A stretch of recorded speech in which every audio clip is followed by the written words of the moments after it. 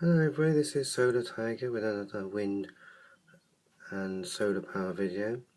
Today is Sunday the 29th of March and the weather has been very windy and we have had heavy rain, hence the raindrops on the window.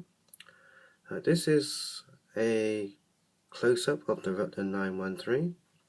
It is actually turning quite fast at the moment, the camera seems to freeze it. I'm actually in the bedroom upstairs and I have zoomed in on the Rutland 913. Now you can see it's slowly turning. The camera makes it look like it's slowly turning, but it is actually going pretty fast. So that's how that is. If I just zoom out,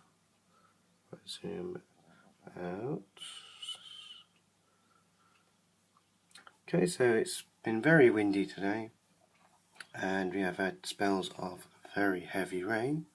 Hence you can see the raindrops all over the window. So I will take you inside. Inside to the bedroom. It's a bit dark in here, but there is a light on the camera, so here we go. Okay, if I show you the HRSI charge controller, the battery light is orange at the moment because I have been using stuff, and the green light on the right is for the wind turbine. It lights up whenever the voltage is higher than that of the battery bank. That light has been on most of the day, only going out occasionally. So that is the charge controller, the Malik HRSI. It's a PWM charge controller. When the battery is full, the input from the wind turbine is diverted to a built-in dump load. Anyway, so back to the panel. I will zoom in, attempt to hold the camera steady. Okay, today has been very windy, as I said, and we hit a maximum wattage of 65.4 watts. That's the highest I've ever seen from the Rutland 913. There was a current of 4.74 amps, so that's 65.4 watts. We have produced 69 watt hours. That's the highest I've ever seen from the wind turbine, and that is 5.633 amp hours. That is very good charging. If I just point to the meter, here we go, we are producing power.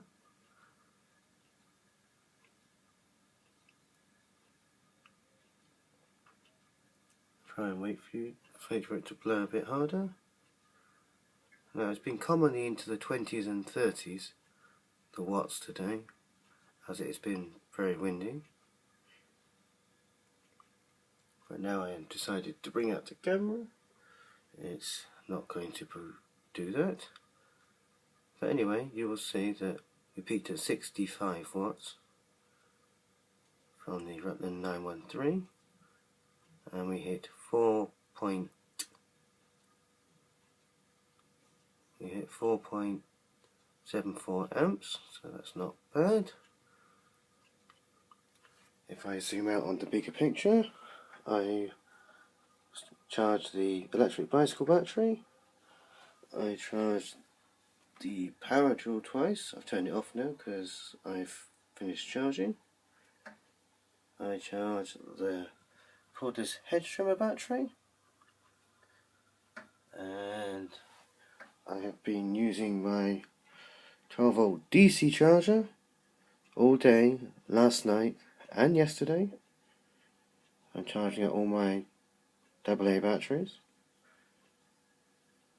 I have charged all of these batteries, and I use the AA ones in my Mr. Beam's LED lights. These are automatic sensor lights. Now the batteries in these lights were still going good, but I took them out to top them up. Using rechargeable batteries in these lights, they seem to go on forever. That's partly due to the fact that they use an LED to produce the light, and it uses very little power.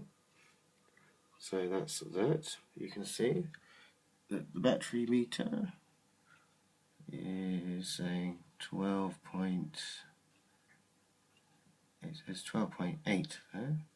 If I just check with the charge controller, it says 12.75, so that's pretty much accurate. So I've been charging up my batteries. Since I got some power to spare today, I have been charging up all the batteries. I used the AA batteries in the lights, in the LED lights, and my other LED light in this 18 LED light. Takes 4 AA batteries. I've always used rechargeables and had no problem.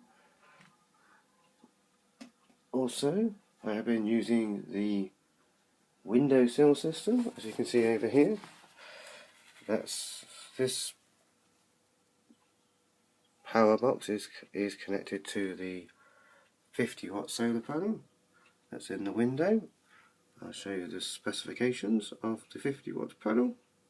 Now obviously I will not get 50 watts with it stuck behind the window, but I still get good power with it. And it charges the power box.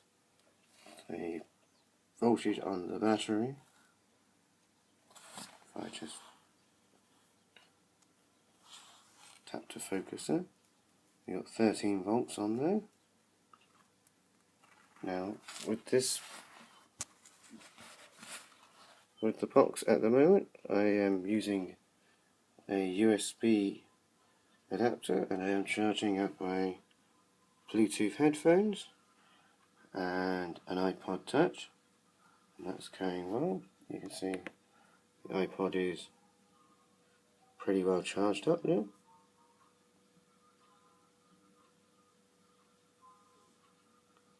So that goes well too. So that's the windowsill system. I'm charging up the lanterns as well. I just kept on standby, hooked up to the Sunsaver Duo, which is hooked up to the 20-watt panel over there. The power box has a charge controller inside. It's a Sunsay 25 amp charge controller, very basic one, PWM model. As you can see, the green light shows that it is fully charged. Now this camera has an LED light, which is very convenient. It means I don't need any other source of light when I'm making the videos. So that is my system. You can see that the Sunsaver MPPT, the green battery light is on. This means the batteries are well charged up. The green light on the right shows that we're having power from the solar panels. The solar panel meter shows that we peaked at 75.4 watts. There was a peak of just over 2 amps. We produced 6.3 amp hours, that's 232 watt hours. At the moment we are bringing in 16.2 watts. And everything's going well. The time now is nearly 6 PM in the evening. And if I just show you outside again, that's the Rutland 913. If I zoom in on the Rutland 913,